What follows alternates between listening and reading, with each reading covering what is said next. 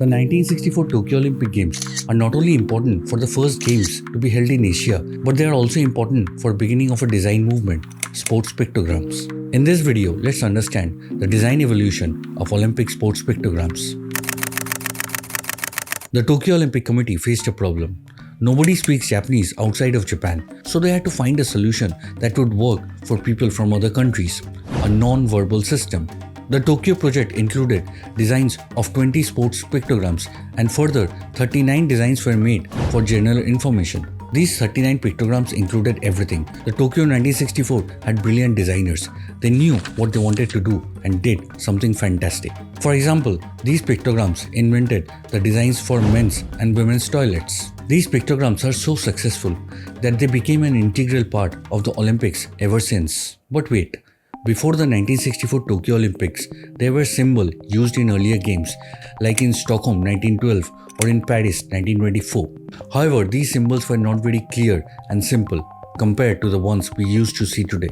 These symbols are more like detailed illustration that showed sports, art contests, or general things that are happening at the games. For example, look at this Paris 1924 art competition symbol. Though it's a very beautiful detailed drawing, but it's not very clear what the contest is all about. These symbols lack clarity and simplicity that modern pictograms offer. The sports pictogram of 1968 Mexico Olympics were totally different from Tokyo. These pictograms represent each sport by showing body parts, sports equipment that best represent the essence of the individual sport. These are more abstract design. It feels like the designers were separate people without a common vision.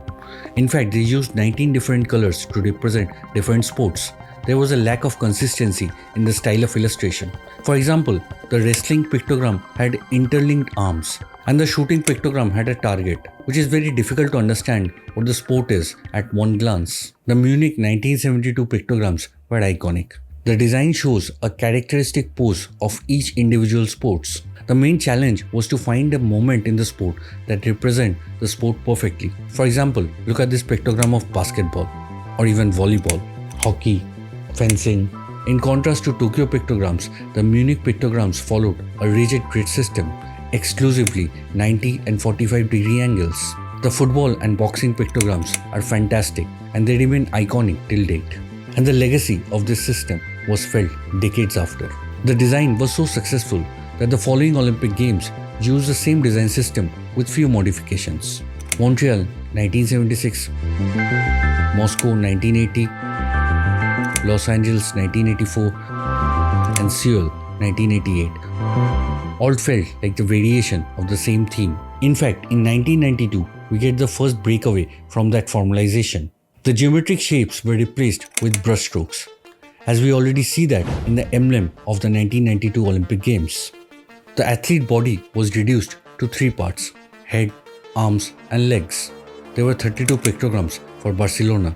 Let's try to understand why the Olympic Committee had decided to change the geometric form of pictograms after 30 years. Firstly, people are used to see them in airports, in hospitals, and even in sports. It feels safer to break the convention as they were established worldwide. And secondly, the digital design tools were introduced by this time. It is easier to create these free-flowing pictograms with the help of these tools. The next big revolution in pictograms came in Lillehammer 1994 Winter Games in Norway. They were based on the famous 4,000-year-old rock carving found in a cave representing a man on skis. For the first time, a country's heritage was incorporated in the pictogram, something which belonged to Norway and was linked to winter and winter sports. This led to a movement away from the classical forms of pictogram for the next decade. The Atlanta 1996 Olympics took a very classical approach. The athlete in the designs had a very human-like form. This is because the organizing committee wanted to pay tribute to the 100th anniversary of the modern Olympic Games. In Sydney 2000, the pictograms were based on the boomerang, a local cultural motif. They created totally new figures to represent each sport. Three boomerangs, which forms the Millennium Man in the emblem of the Sydney 2000 Olympics, are the main graphic element behind these sports pictograms. There were 34 sports pictograms created for Sydney 2000. In Athens 2004, they used inspiration from Greek antique vases. The black color figure with white lines are very much rooted in their culture. The human forms are based on Cycladic figures. In Beijing 2008, the pictograms are based on seal characters from ancient Chinese culture. It looked like Chinese characters, but at the same time understood by the international audience. In Torino 2006 and Vancouver 2010, they used three-dimensional design with different layers. Those for Sochi 2014, the pictograms are based on the 1980 Moscow Games. In London 2012 and Rio 2016, we pivot slightly from cultural motifs to seeing the pictograms more of an extension of the overall branding of the Olympic Games. The London 2012 tried to have both ways by having two versions of pictograms. A silhouette version used for wayfinding and more functional usage.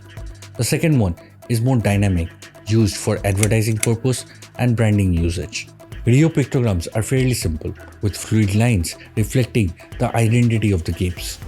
The stroke thickness taken from the typography of the emblem and the holding pebble is a part of a larger branding system. Tokyo 2020 pictograms were created by taking inspiration from 1964 Tokyo Games. A total of 73 pictograms were created for Tokyo, 50 for Olympics and 23 for Paralympics. This was the first time when animated pictograms were introduced.